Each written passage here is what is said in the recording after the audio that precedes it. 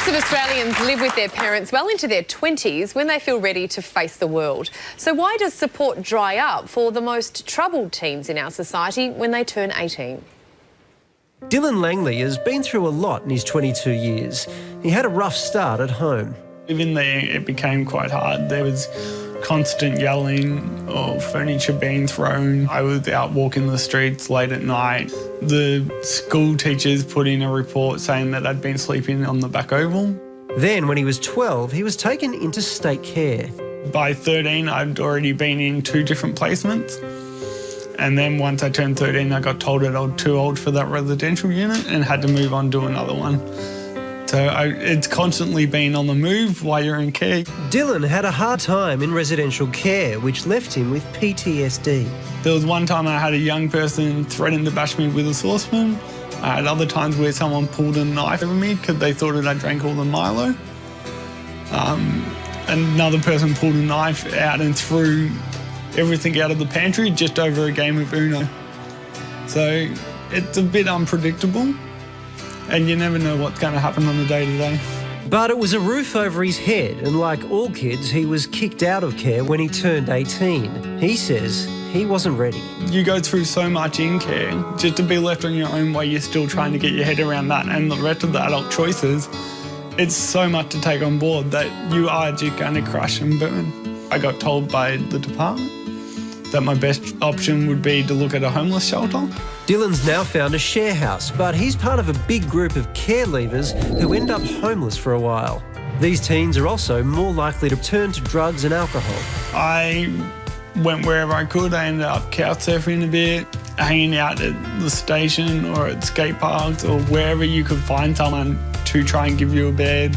1 or 2 nights you literally had to just do it rough. The UK and parts of Canada and the US offer support until the age of 21. The UK program has cut homelessness, crime and substance abuse. If brought in here, it would cost $51.7 million, but would save more than double that in housing, medical care and justice. There's considerable evidence that would suggest that mostly young people age 18, 19, 20 are not yet prepared well enough to take on the responsibilities of being an adult.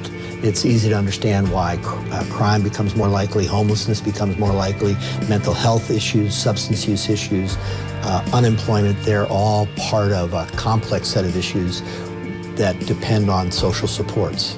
Tash Anderson is proof of how much difference a few extra years can make. Welfare worker Susan Warming took her in when she was 17 and about to be sent out of care, even though Susan receives no funding. We consulted as a family and we decided that we would actually offer Tash the chance to come and live with us. For a lot of young people, there isn't a future. It's you turn 18 and you have nothing. You either go back to the family that might not have been able to take care of you, or you end up on the streets. Tash has been part of Susan's family for 3 years. In that time, she's found work, finished a TAFE course, and she helps out other kids going through life in care. If I had have taken that other path, I think that I could quite likely have been one of those kids that had ended up on the streets, that would have ended up not being in education, that would have not ended up, I guess, being able to make something out of themselves. And I think that it has given her a chance to get herself together. Did you say that? A bit? Yeah. And and you know, it was a really good thing for us to do, and for her too. As for Dylan, he's steadily getting his life back on track, but it hasn't been easy. So I'm still not exactly stable. It's still very jumpy and not sure what's going to happen in the 6 months. Will I find work? Will I get into study? How does my mental health play around that? Where am I going to be living? That just breaks my heart to see those beautiful young kids not feeling connection. Everyone needs to feel that they belong, don't they? Yeah. Just a simple human request. Well, and the idea that's really important, I reckon, at the heart of that is, like, when we spend on social services to help people out like that, it's not charity, it's not dead money. That's right. Like, they'll become productive. Their lives will be productive. Yeah. They're the human faces of policy. Policy Yes. that is kicked around elections. It's all about dollars and savings and bottom lines. But when you strip funding from things like Headspace and programs like that, they're the human faces That's what happens. of that. But it's not even necessarily saving us money. No. Like I said, I just... No. Anyway. No. Well, there is currently a huge call out for foster carers across the country. So if you looked at that story and feel that you'd like to help out kids growing up in situations like Tash or Dylan, please head to the links page on our website. You'll find all the info.